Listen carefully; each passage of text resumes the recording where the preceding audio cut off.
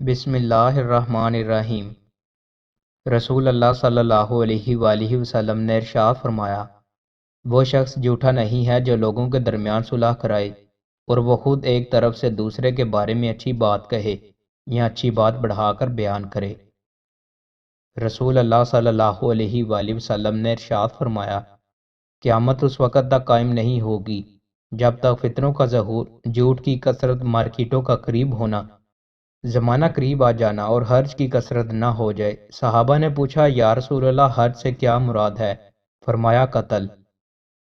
رسول اللہ صلی اللہ علیہ وآلہ وسلم نے ارشاد فرمایا، یقیناً یہ قرآن ایک ذریعہ رسی ہے جس کا ایک سرا اللہ کے ہاتھ میں اور دوسرا سرا تمہارے ہاتھ میں ہے، اسے مضبوطی سے پکڑ لو کیونکہ اس کے بعد تم کبھی بھی گمراہ اور ہلاک نہیں ہوگے۔ رسول اللہ صلی اللہ علیہ وآلہ وسلم نے ارشاد فرمایا، جس شخص کی نماز عصر فوت ہو جائے گویا اس کے اہل و عیال اور مال و اسباب سب لٹ گئے۔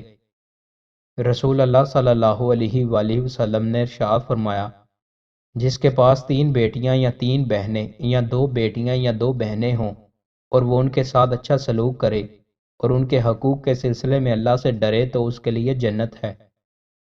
رسول اللہ صلی اللہ علیہ وآلہ وسلم نے ارشاد فرمایا، کسی عربی کو اجمی پر فضیلت نہیں ہے، نہ اجمی کو عربی پر فضیلت ہے، نہ گورے کو کالے پر فضیلت ہے، نہ کالے کو گورے پر فضیلت ہے، مگر صرف تقوی سے۔ رسول اللہ صلی اللہ علیہ وآلہ وسلم نے ارشاد فرمایا، اللہ تعالیٰ فرماتا ہے کہ جب میرا بندہ مجھ سے ملاقات پسند کرتا ہے تو میں بھی اس سے ملاقات پسند کرتا ہوں، اور جب وہ مجھ سے ملاقات ناپسند کرتا ہے تو میں بھی ناپسند کرتا ہوں۔ رسول اللہ صلی اللہ علیہ وآلہ وسلم نے ارشاد فرمایا، عائشہ وہ بدترین آدمی ہے جسے اس کی بدغلامی کے ڈر سے لوگ اسے چھوڑ دیں۔ رسول اللہ صلی اللہ علیہ وآلہ وسلم نے ارشاد فرمایا، جو عورت اس حال میں فوت ہوئی کہ اس کا شوہر اس سے راضی ہو تو وہ ضرور جنت میں داخل ہوگی۔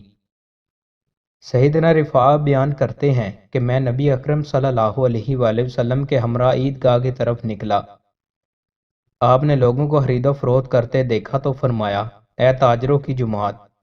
آپ صلی اللہ علیہ وآلہ وسلم کی آواز سن کر لوگ متوجہ ہوئے اور انہوں نے آپ کی طرف اپنی گردنیں اور نگاہیں اونچی کر کے دیکھا تو آپ صلی اللہ علیہ وآلہ وسلم نے فرمایا، تاجر لوگ قیامت کے دن گناہگار اٹھائے جائیں گے سوائے اس کے جو اللہ سے ڈرے، نیک کام کرے اور سچ بولے۔